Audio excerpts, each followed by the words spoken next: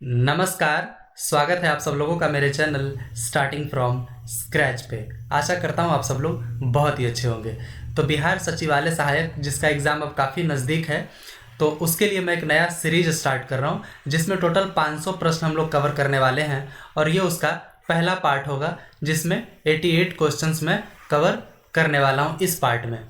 तो बिहार सचिवालय सहायक का क्या है कि इस 500 प्रश्न में कई सारे प्रश्न ऐसे होंगे जो प्रीवियस ईयर के भी होंगे, कई सारे प्रश्न सेंसस के आंकड़े के बेस्ड पे होंगे।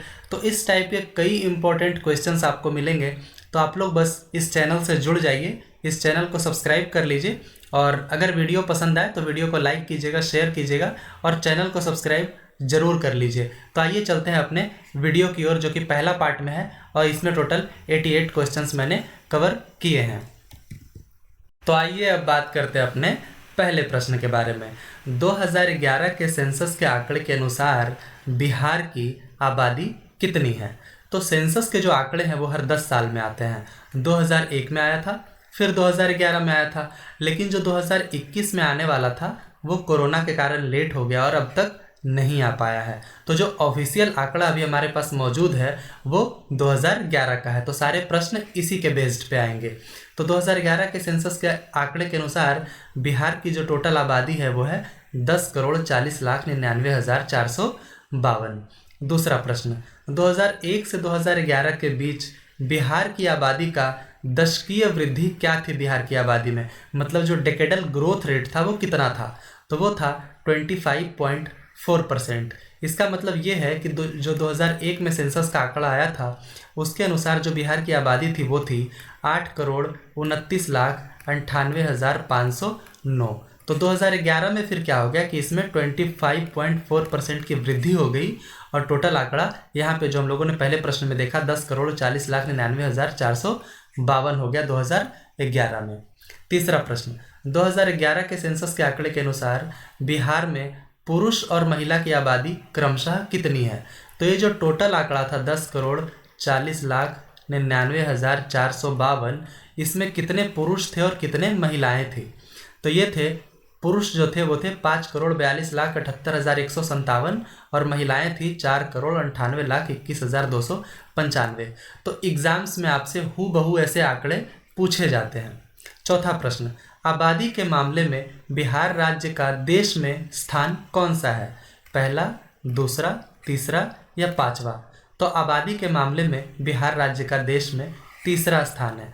पहले स्थान पे है यूपी उत्तर प्रदेश, दूसरे स्थान पे है महाराष्ट्र और तीसरे स्थान पे है बिहार।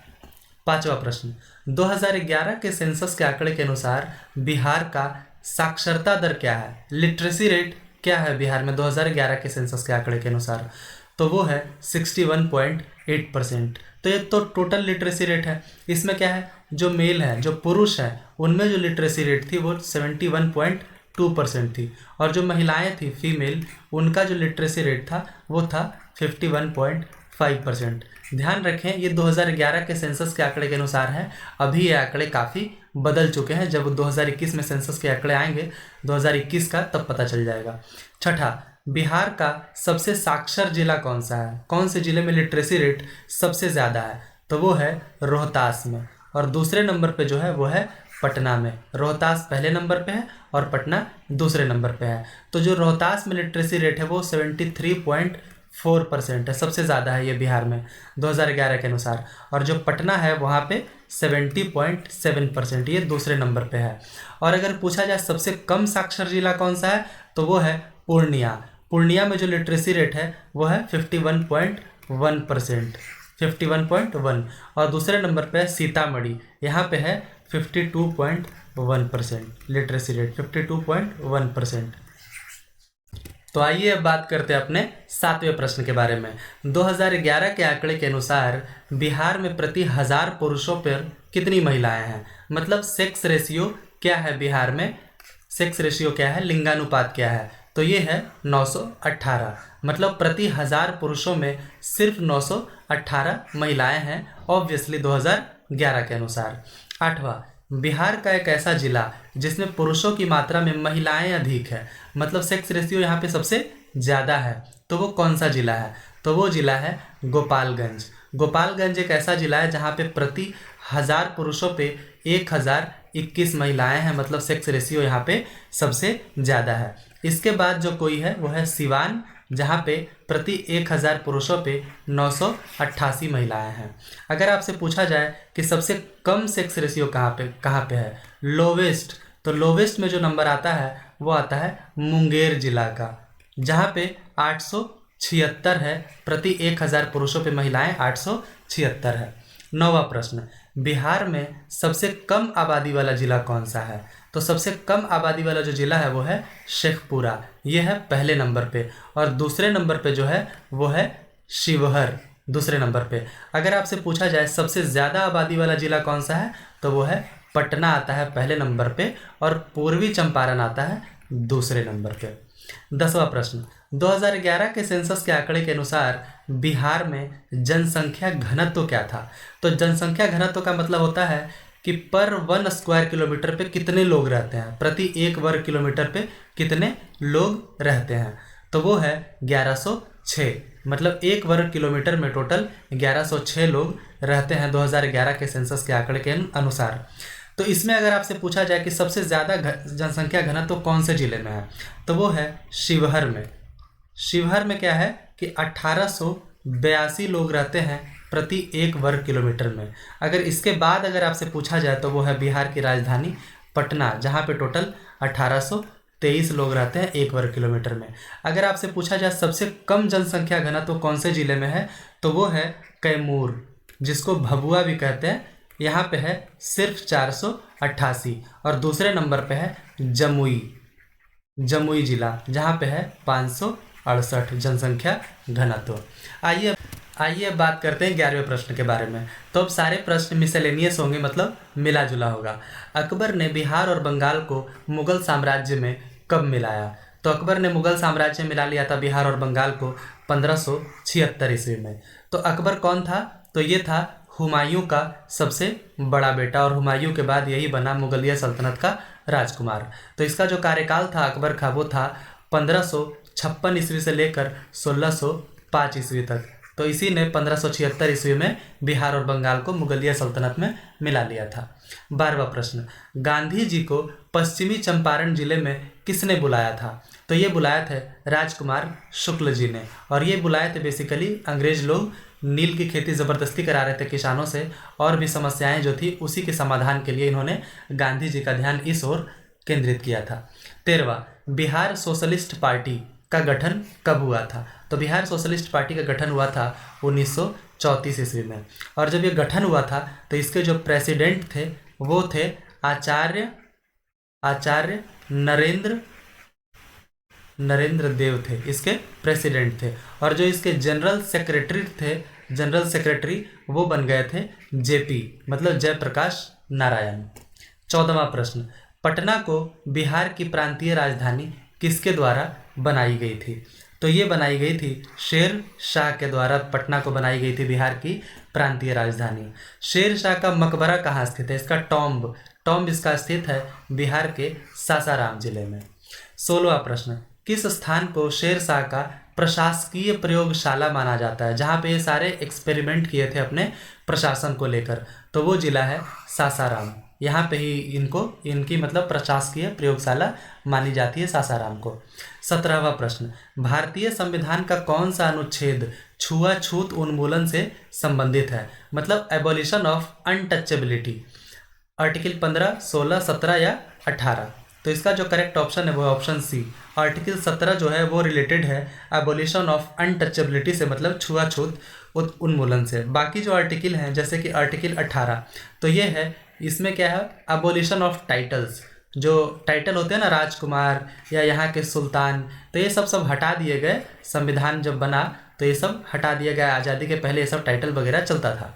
अनुच्छेद 15 अगर देखें तो इसमें क्या है कि भेदभाव नहीं करना है 5 मतलब विषयों में, जैसे कि रिलीजन, रेस, कास्ट, सेक्स या प्लेस ऑफ बर्थ, इन पे भेदभाव नहीं होना चाहिए किसी भी व्यक्ति से। और आर्टिकल 16 में क्या है कि एम्प्लॉयमेंट का जो अपॉर्चुनिटी है पब्लिक प्लेसेस में, मतलब पब्लिक एम्प्लॉयमेंट में, उसमें सभी को एक समान मौका मिलना चाहिए। 18वां प्रश्न, गांधी जी द्वारा शुरू किया गया असहयोग आंदोलन किस चीज़ के विरोध में था? रॉलेट एक्ट, खिलाफत के मुद्दे पर, जलियांवाला बाग हत्याकांड, या इनमें से सभी? तो जो करेक्ट ऑप्शन है वो ऑप्शन डी, इनमें से सभी मुद्दों पे ही, मतलब सभी मुद्दों को लेकर ही स्टार्ट किया गया था असहयोग आंदोलन गांधी जी के द्वारा। तो एक तो था रॉलेट एक्ट, इसमें क्या था कि अंग्रेजों ने एक कानून बनाया था, बेसिकली ब्लैक लॉ था, ये काला कानून था, जिसके अनुसार क्या था, अंग्रेजों के पास पावर आ गया था कि किसी भी व्यक्ति को बिना ट्रायल के ही आप अरेस्ट कर सकते हैं और सजा दे सकते हैं।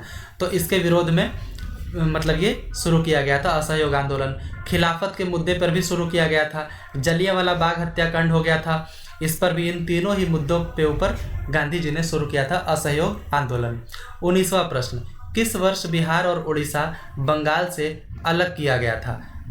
1911, 1912, 1915 या 1935? तो जो करेक्ट ऑप्शन है वो है ऑप्शन बी।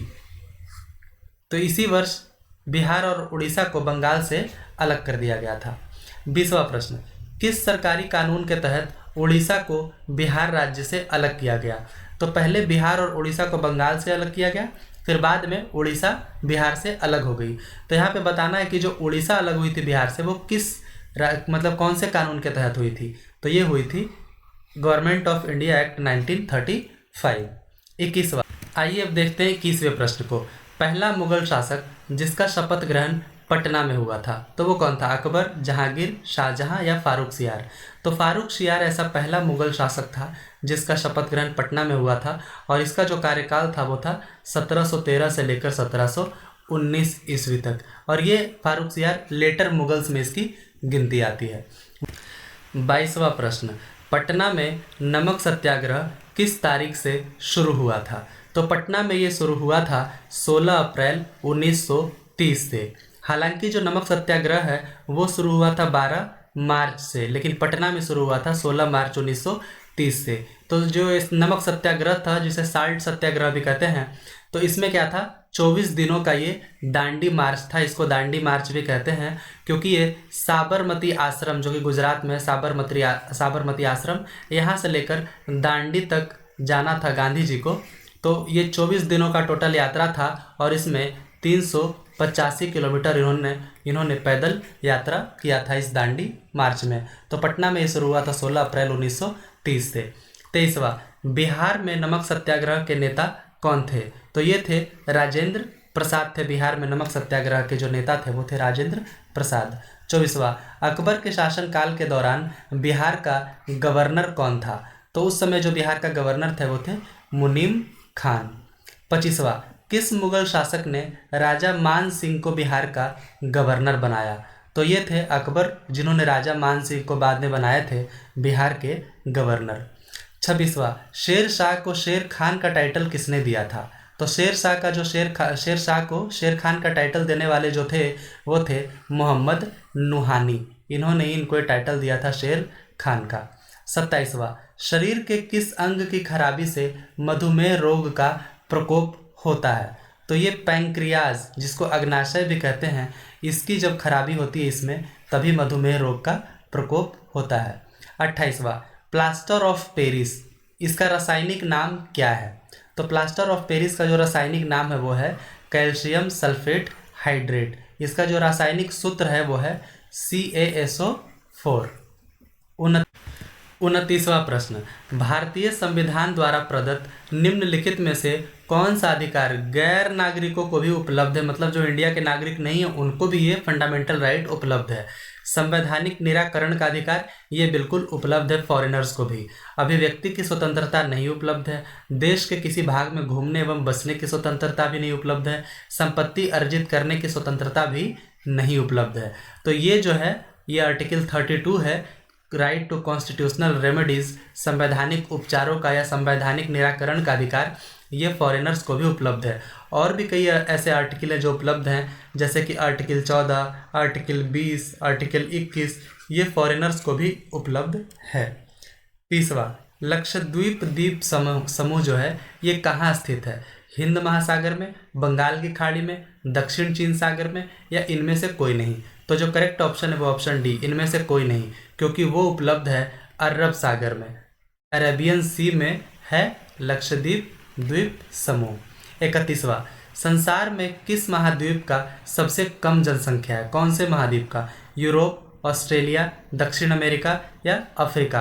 तो जो सबसे कम आबादी है जिस महाद्वीप की वो है ऑस्ट्रेलिया महाद्वीप। तो इन चारों के अलावा और भी महाद्वीप जैसे कि हमारा महाद्वीप एशिया और एक और है नॉर्थ अमेरिका। तो ये सारे महाद्वीप हैं जिसमें ऑस्ट्रेलिया महाद्वीप पे सबसे कम आबादी है। 32वां, गांधी जी को राष्ट्रपिता नामकरण किसने किया था? गांधी जी का जो नामकरण है वो राष्ट्रपिता किन्होंने कहा था इन्हें सबसे पहली बार? तो वो थे सुभाष चंद्र बोस। 33वां, निम्नलिखित में से कौन सा क्षेत्र प्राचीन काल में मगध के नाम से जाना जाता था? तो ये क्षेत्र था गंगा का दक्षिणी क्षेत्र, इसे ही पहले मगध के नाम से जानते थे। आइए अब देखते हैं 34वें प्रश्न को। अशोक मेहता समिति ने निम्नलिखित में से किसकी सिफारिश की थी? पंचायती राज की त्रिस्तरीय सरकार, पंचायती राज की द्विस्तरीय सरकार, पंचायती राज की एकल स्तरीय सरकार या पंचायती राज की बहुस्तरीय सरकार? तो अशोक मेहता समिति ने रिकमेंड किया था पंचायती राज के द्विस्तरीय सरकार। जो त्रिस्तरीय सरकार है इसे रिकमेंड किया गया था बलवंत राय मेहता कमेटी जी के द्वारा। आइए अब बात करते हैं 35वां प्रश्न। भारत के किस राज्य में सबसे पहले जमींदारी उन्मूलन कानून बना? तो ये जो राज्य था वो था उत्तर प्रदेश। यहीं पे सबसे पहले जमींदारी उन्मूलन कानून बना था और ये बना था 1950 में। 36वां, बिहार में 1857 के विद्रोह का नेतृत्व किसने किया था? तो बिहार में नेतृत्व किए थे कुंवर सिंह जी ने। और अगर बात करें लखनऊ के बारे में तो लखनऊ में किए थे बेगम हजरत महल। अगर बात करें एक और जैसे कि कानपुर तो यहाँ पे नेतृत्व किए थे नाना साहब राव जी। अगर बात कर ले झांसी तो यहाँ पे किए थे लक्ष्मीबाई, रानी लक्ष्मीबाई। 37वां, ब्याज दर निर्धारित की जाती है, जो इंटरेस्ट रेट होता है वो निर्धारित किसके द्वारा की जाती है? निवष्ट पूंजी प्रति कर की दर द्वारा, केंद्र सरकार द्वारा, वाणिज्यिक बैंकों द्वारा या तरलता अधिमान द्वारा? तो ये किया जाता है तरलता अधिमान द्वारा। 38वां, भारतीय स्टॉक का विनियमन और पर्यवेक्षण किसके द्वारा किया जाता है? आरबीआई, यूटीआई, आईसीआईसीआई या सेबी? तो ये किया जाता है सेबी के द्वारा। सेबी का फुल फॉर्म होता है securities and exchange board of India. इसके द्वारा ही किया जाता है भारतीय स्टॉक का विनियमन एवं पर्यवेक्षण। 39वां, चंपारण में इंडिगो के किसानों की दशा की ओर गांधी जी का ध्यान किसने आकर्षित किया था? तो ये किए थे राजकुमार शुक्ला जी ने। 40वां, स्वामी सहजानंद निम्न में से किससे संबंधित है? तो ये संबंधित है बिहार में किसान आंदोलन से, मतलब आंदोलन से ये रिलेटेड है स्वामी सहजानंद। 41वां, प्राचीन महाजनपद मगध की प्रथम राजधानी कौन सी थी? तो ये थी राजगृह, जिसको आज राजगीर के नाम से भी जाना जाता है। 42वां, निम्नलिखित कथनों में से कौन सा एक सही नहीं है? आपको ये बताना है सही नहीं है। धन संबंधी विधेयक के मामले में राज्यसभा शक्तिहीन है, तो ये तो सही है। धन विधेयक की शुरुआत राज्यसभा में होती है, यहीं पे ये गलत हो गया। इसकी शुरुआत राज्यसभा में नहीं लोकसभा में ही होती है, राज्यसभा का इसमें कोई योगदान नहीं होता है। 43वां, पशु प्रोटीन को प्रथम श्रेणी का प्रोटीन माना जाता है, क्यों? क्योंकि यह अनिवार्य अमीनो एसिड में भरपूर होता है। यही बिल्कुल सही हो गया। बाजार में सस्ता और सुपाच्य स्वादिष्ट ये सब इसका कोई वजह नहीं है, इसका मेन वजह यही है क्योंकि यह अनिवार्य अमीनो एसिड में भरपूर होता है। 44वां, आहार में लवण का मुख्य उपयोग क्या है? जल में भोजन की कणों की विलेयता को बढ़ाना, ये बिल्कुल गलत है। भोजन में पाचन के लिए अपेक्षित हाइड्रोक्लोरिक एसिड लघु मात्रा में, ये भी बिल्कुल गलत है। पकाने की प्रक्रिया को सरल बनाना, ये भी गलत है। बेसिकली लवण का जो मुख्य उपयोग है वो है भोजन को स्वादिष्ट बनाना। 45वां, मानव शरीर में प्रचुर मात्रा में कौन सा तत्व है? तो वो है ऑक्सीजन। ये सबसे प्रचुर मात्रा में है मानव शरीर में। आगे बात करते हैं 46वां, निम्न में से किस जिले में बिहार का एकमात्र राष्ट्रीय उद्यान स्थित है? तो वो जो जिला है वो है पश्चिमी चंपारण। यहाँ पे बिहार का जो एकमात्र राष्ट्रीय उद्यान है जिसका नाम है वाल्मीकि राष्ट्रीय उद्यान, जिसका जो स्थापना है वो हुआ था 1989 में। तो ये बिहार का एकमात्र जो है राष्ट्रीय उद्यान है वो है पश्चिमी चंपारण में। 47वां, किस प्रकार के कोयले में कार्बन की प्रतिशतता सबसे अधिक होती है, मतलब उच्चतम होती है? तो वो है एंथ्रासाइट। इसमें सबसे ज़्यादा होती है और इसमें होती है 86 से लेकर 98%। इसको कठोर कोयला भी कहा जाता है। अलकनंदा और भागीरथी नदी का संगम क्या बनता है, मतलब मिलकर कहाँ बनता है, तो ये है रुद्रप्रयाग। 48वां का हो जाएगा ए। 49, आर्यभट्ट और वराहमिहिर ये किसके समय में थे, तो ये थे गुप्त के समय में।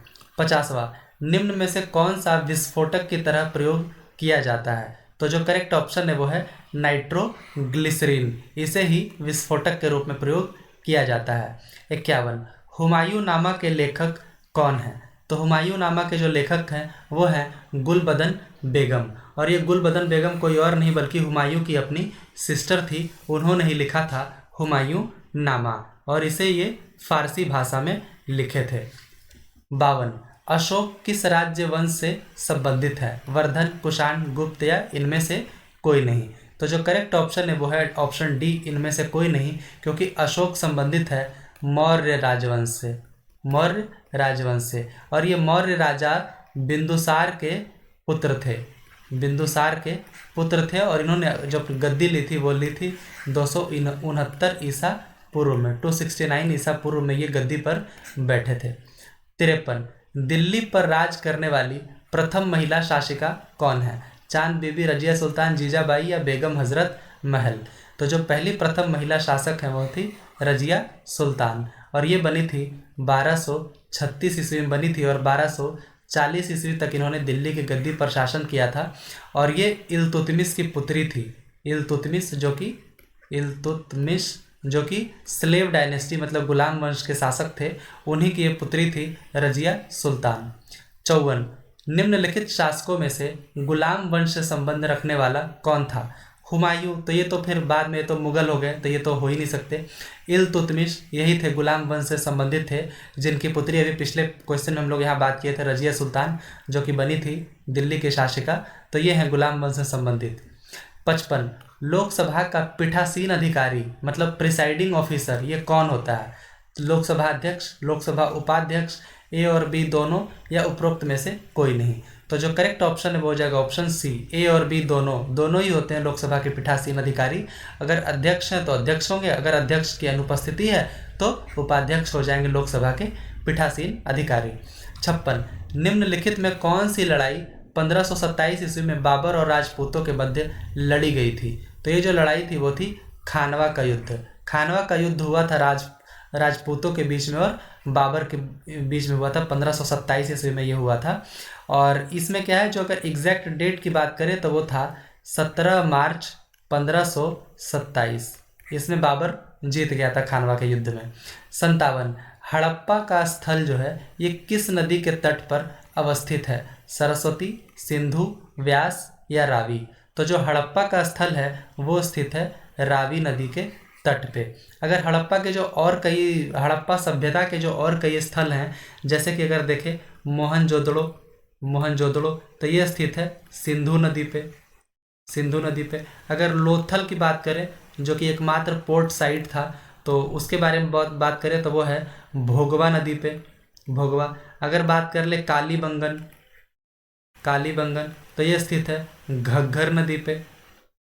तो इस तरीके से सब नदी पे स्थित थे। 58, भारत में animal welfare board of India का मुख्यालय कहाँ स्थित है, तो ये स्थित है चेन्नई में, animal welfare board of India का मुख्यालय। 59, मानव शरीर में तापमान को नियंत्रित कौन करता है, पिट्यूटरी, थायराइड, एड्रेनल या हाइपोथैलेमस, तो मानव शरीर में तापमान को नियंत्रित करता है हाइपोथैलेमस। 60वां प्रश्न, बिहार के किस जिले में गंगा नदी सबसे लंबी है, तो ये जो जिला है ये है पटना, जो कि बिहार की राजधानी भी है। यहीं पे गंगा नदी सबसे लंबी है और यहाँ पे है 99 किलोमीटर। इसके बाद कहीं है तो वो है भागलपुर, जहाँ पे है 50 किलोमीटर, गंगा नदी की लंबाई यहाँ पे है 50 किलोमीटर। 61वां, बिहार राज्य में गंगा के किनारे स्थित जिलों की संख्या कितनी है, तो बिहार राज्य में टोटल 12 ऐसे ज़िले हैं जो गंगा के किनारे स्थित हैं, और इसमें से अगर कुछ ज़िलों के नाम मैं आपको बताऊं, जैसे कि बक्सर या तो फिर भोजपुर, सारण, पटना तो है ही, इस तरीके से टोटल 12 ज़िले हैं। अगर मैं एक नाम ले लूँ तो बक्सर, भोजपुर, सारण, पटना, वैशाली, समस्तीपुर, बेगूसराय, मुंगेर, खगड़िया, कटिहार, भागलपुर, लखीसराय, ये सब जो ज़िले हैं टोटल 12, ये मतलब गंगा नदी के किनारे स्थित ये सब ज़िले हैं। 62वां, अपने शिलालेखों में अशोक सामान्यतः किस नाम से जाने जाते हैं? तो वो जाने जाते हैं प्रियदर्शी नाम से, मतलब देवताओं के प्रिय। 63, आधुनिक बिहार का निर्माता किसे माना जाता है? तो आधुनिक बिहार का निर्माता माना जाता है सच्चिदानंद सिन्हा जी को, क्योंकि इन्होंने बंगाल को, मतलब बिहार को बंगाल से अलग करने में मदद किया था, इसीलिए इन्हें माना जाता है आधुनिक बिहार का निर्माता। 64, बिहार प्रांतीय किसान सभा का गठन किसने किया था? तो ये किए थे स्वामी सहजानंद सरस्वती, और ये किए थे 1929 में। बिहार प्रांतीय किसान सभा का गठन इन्होंने किया था 1929 में। 65, बिहार में स्वराज दल का गठन किसने किया था? तो जो स्वराज दल है उसका गठन किया गया था श्री कृष्ण सिंह के द्वारा, और ये किया गया था 1923 में। 66, निम्नलिखित में से कौन सी जानकारी अशोक के अभिलेखों में मिलती है? तो जीवन गाथा, आंतरिक नीति, विदेश नीति, या तीनों ही? तो एक्चुअली ये तीनों ही मिलती है अशोक के अभिलेखों में। जो जानकारी है तीनों, जीवन गाथा की भी, आंतरिक नीति की भी और विदेश नीति की भी, तीनों की ही जानकारी इसमें मिलती है। 67, भारतीय नागरिकों के मौलिक अधिकारों का वर्णन किसमें है?